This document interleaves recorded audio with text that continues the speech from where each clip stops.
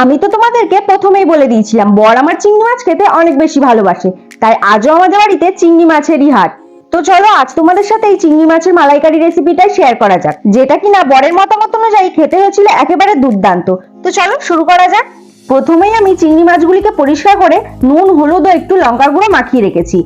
যেহেতু মালাইকারি করব তাই নারকেল দুধ তো লাগবেই, তাই আমি নারকেলটাকে কুড়ে সেটাকে কিছুক্ষণের জন্য গরম জলে ভিজিয়ে রাখলাম। এদিকে এবার একটা কড়াইতে সর্ষের তেল গরম করে মাছগুলিকে একে একে হালকা ভেজে তুলে নেব। এখানে আমি সর্ষের তেল ইউজ করেছি, তোমরাও সর্ষের তেল ইউজ করো, তাতে টেস্ট ভালো আসবে। এরপর আমি একটা পেস্ট বানিয়েছি, যার মধ্যে আমি দিয়েছি পেঁয়াজ কুচি, একটা টমেটো ও দুটি কাঁচা লঙ্কা। এরপর আমি ভিজিয়ে রাখা নারকেল কোড়াটাকে হাত দিয়ে চটকিয়ে চটকিয়ে একটা ছাঁকনির সাহায্যে ছেঁকে নারকেল দুধটাকে বার করে নেব।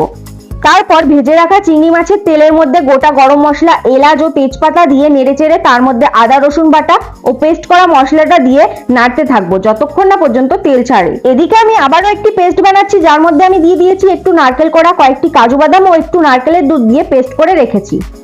ওদিকে মশলাটাতে তেল ছেড়ে এসেছে। এরপর আমি এর মধ্যে দিয়ে দেব স্বাদ মতো নুন, একটু লঙ্কা গুঁড়ো, একটু জিরে গুঁড়ো, নারকেল আর কাজুর পেস্ট দিয়ে ভালোভাবে নাড়তে থাকবো। এরপর স্বাদ মতো একটু চিনি দিয়ে নারকেলের দুধটি ঢেলে দেব। এখানে কিন্তু আমি কোনো রকম জল ইউজ করিনি, সেই কারণে মালাইকারির টেস্টটা কিন্তু অনেক বেশি ভালো হয়েছিল। এরপর ঝোলটা একটু ফুটে আসলে মাছগুলিকে দিয়ে দেব এবং একটু ঢাকা চাপা দিয়ে কিছুক্ষণের জন্য রান্না করে নেব। কিছুক্ষণ পর ঢাকা খুলে একটু উপর থেকে ঘি ছড়িয়ে দেব এবং দিয়ে দেব একটু গরম মশলা। ব্যাস একটু নেড়ে চেড়ে এবারে নামিয়ে নিলেই রেডি আমার হাতে তৈরি এই দুর্দান্ত স্বাদের মালাইকারি রেসিপিটি, যেটা খেতে হয়েছিল জাস্ট অসাধারণ। সত্যি বলছি, জাস্ট অসাধারণ। তাছাড়া রংটাও কিন্তু দারুণ এসেছে, তোমরা দেখতেই পাচ্ছ।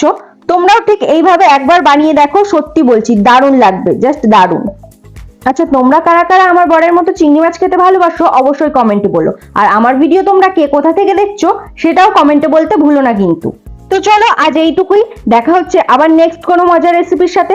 ততক্ষণ তোমরা ভালো থেকো, সুস্থ থেকো, আর আমার এই মজার রেসিপি চ্যানেলটাকে অবশ্যই সাবস্ক্রাইব করে রেখো। আর পাশে থাকা বেল আইকনটাও অবশ্যই প্রেস করে দিও, যাতে আমি ভিডিও পোস্ট করা মাত্রই সবার ফার্স্টে তোমাদের কাছে পৌঁছে যায়। তো চলো টাটা।